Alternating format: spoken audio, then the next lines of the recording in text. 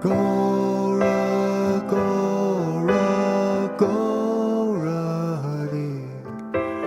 Gora, Gora, Gora Hari. Gora, Gora, Gora Hari. Gora, Gora, Gora Hari.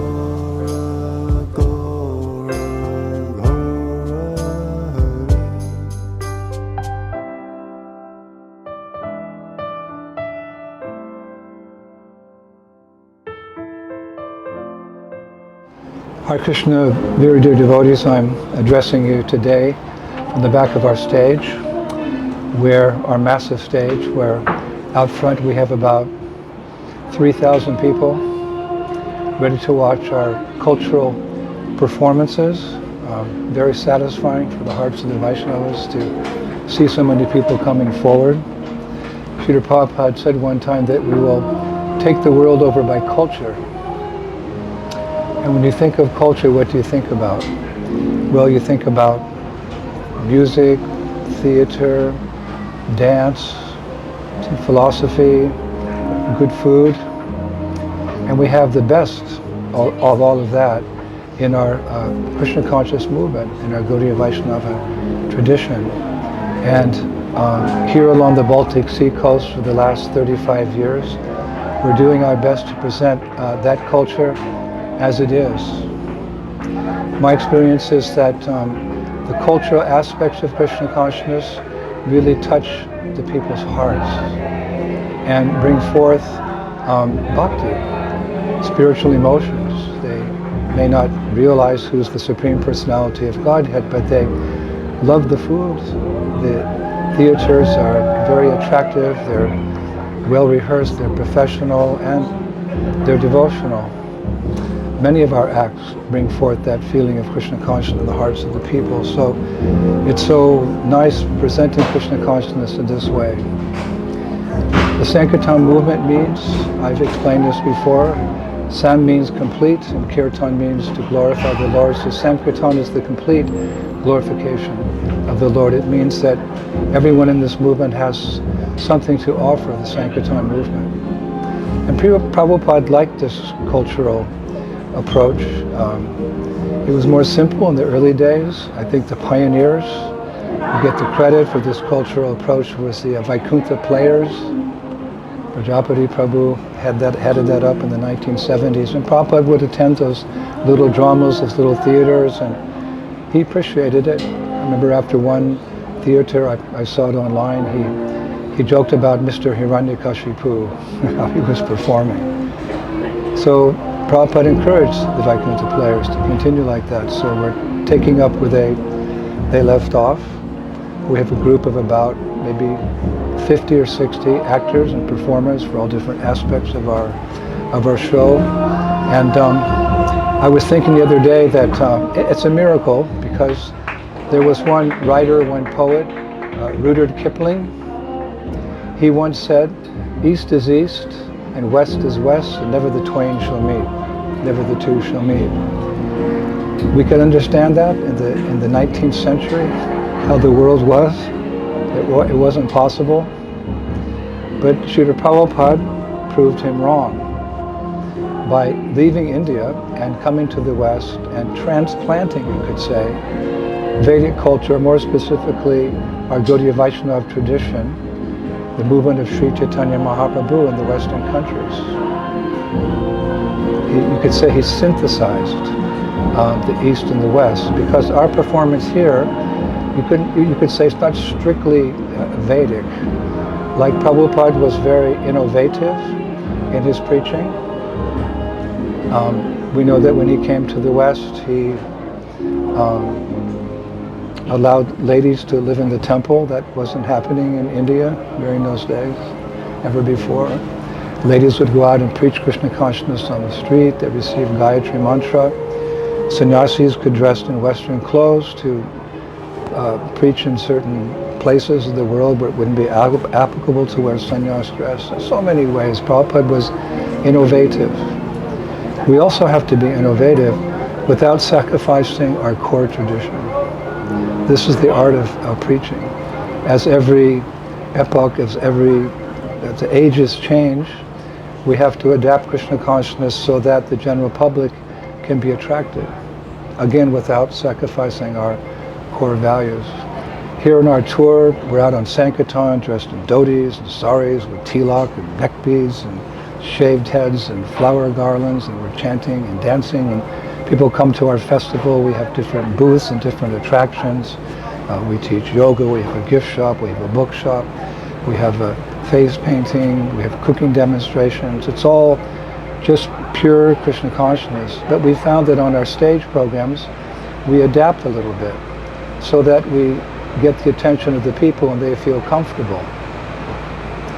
One mayor in America, a couple of years, well, before the pandemic, when we were touring America with our show, he came and watched one of our theaters. I think it was the Ramayan. And afterwards he said to me, "You know, Maharaj, your show is as good as Broadway." I said, "Well, really? Thank you." He said, "No, I mean it. I can see you've rehearsed for probably many months, and your performers are, I can see they've learned ballet, they've learned to sing, they learned to dance and express themselves very professional." He said, "But your show's better than Broadway." I said, "How is that?" He said, "Because you have a message. You have a message. In each of our dramatic theaters, the message of Krishna consciousness comes across very, very, very clear." So when I mean synthesis, we attract the people's attention in the West because they like to see ballet, they like to see different dances, the costumes, the scenery, sometimes Western, and they can identify with that, and very often they identify with the actors who are performing. They can see themselves in the actors, and not only can they see themselves in the actors because we innovate in a little bit of a Western way, they identify with the message that comes through those actors.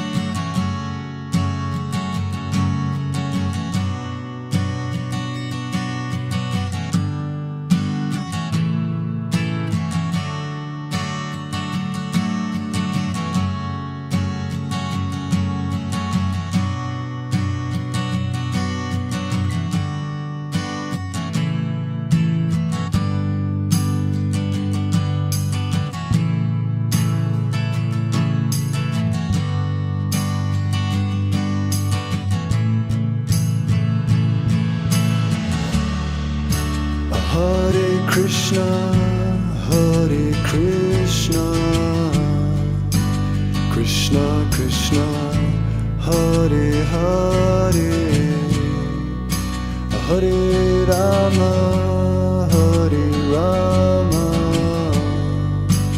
Rama Rama, Hare Hare, Hare Krishna, Hare Krishna, Krishna Krishna, Hare Hare, Hare Rama, Hare Rama, Rama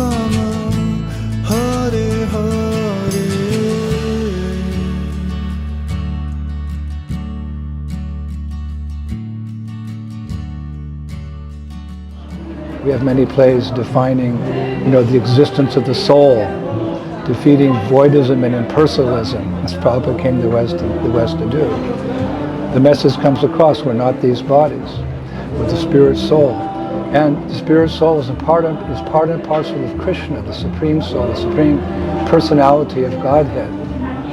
And Krishna is not an old man, aging with gray hair, but he's youthful. Nayovanam cha, he's very youthful, attractive.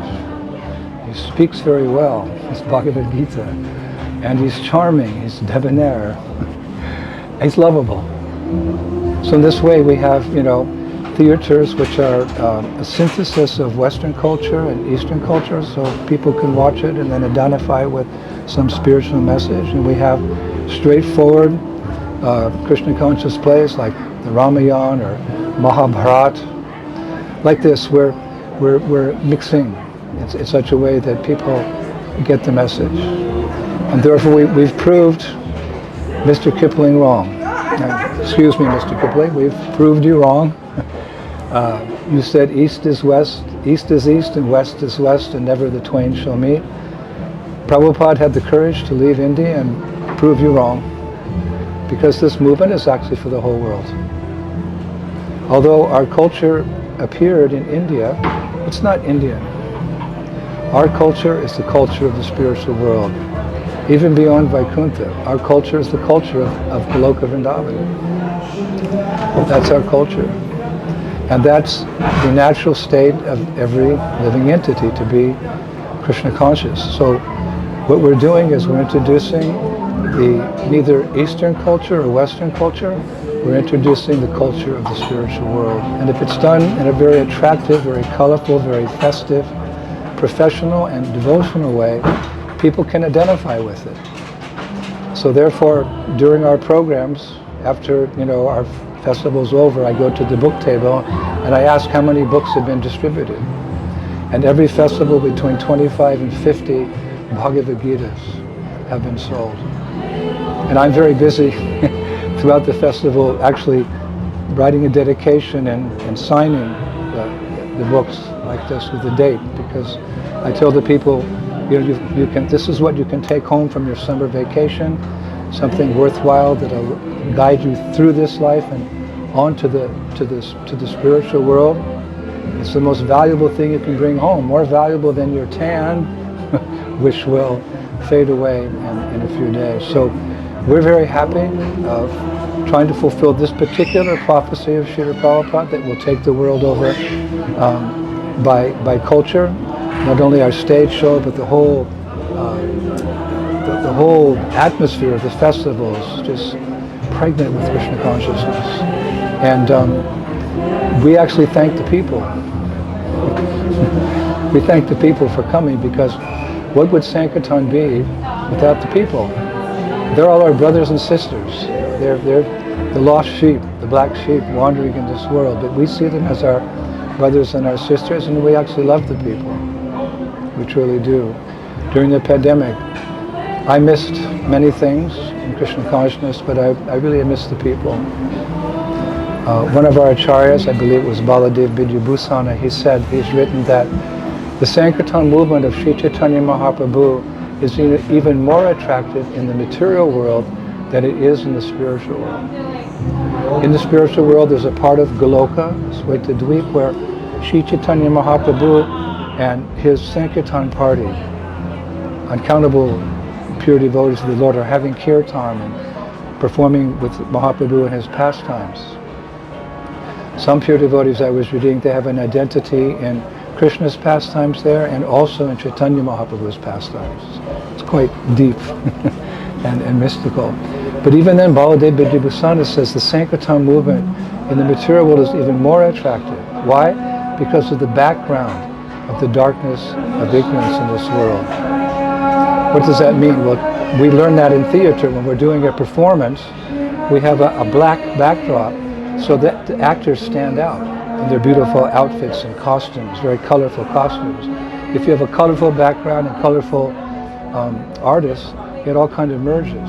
So this is one technique in theater. You have a dark background and silhouettes everything. very nicely.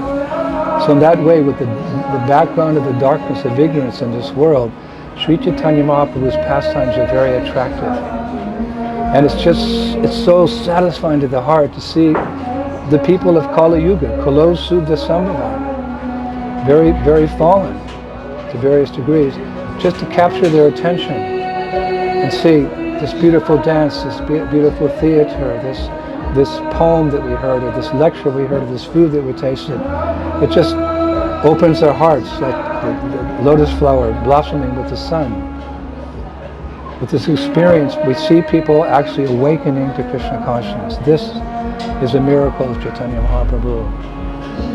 So we also thank the people for coming and seeing them experience this wonderful world of Krishna consciousness. And I often think that I could do this for many births, because Baldev Bhusana said that the Sankirtan movement is more attractive here. And actually we're here to fulfill Prabhupada's mission, to give everyone an opportunity somehow to take up Krishna consciousness. Rupa Goswami says that somehow or other, get people to become attracted and take up Krishna consciousness. So we're doing it through the transcendental medium, and we're very happy to do it until Srila Prabhupada is satisfied that the Sankirtan movement has touched the hearts of everyone on this earth planet and beyond. Bhaktivinoda Thakur said he wouldn't be happy until the 14 worlds were chanting Hare Krishna. So we found that this cultural approach is working. 3,000 people today. We had 4,000 the day before, almost 5,000 the day before. Falina Parichate. We judge something by the result. Yes, we're innovating, keeping our core tradition. The result is thousands of people are coming and enjoying and taking the experience home with them with Srila Prabhupada's books. And saris. We have a kirtan at the end. Anyone who participates in the kirtan, we dress them in a sari, they get to keep it. Some people have been coming 10, 20 years. One lady said, I have 15 saris. I started when I was a little girl. So like that. They leave the festival in saris, with gopi dots, Bhagavad Gita. Jai Srila Prabhupada. May we please you birth after birth with the Sankirtan movement. Thank you so much, Prabhupada, for giving us this opportunity to spread Krishna consciousness in the world. Thank you, Prabhus. We'll be back with more videos later in the summer. Shri Krishna Sankirtan Yajna Ki, conquer the world by culture. Srila Prabhupada Ki, all the people Ki, Gaur Premanandi.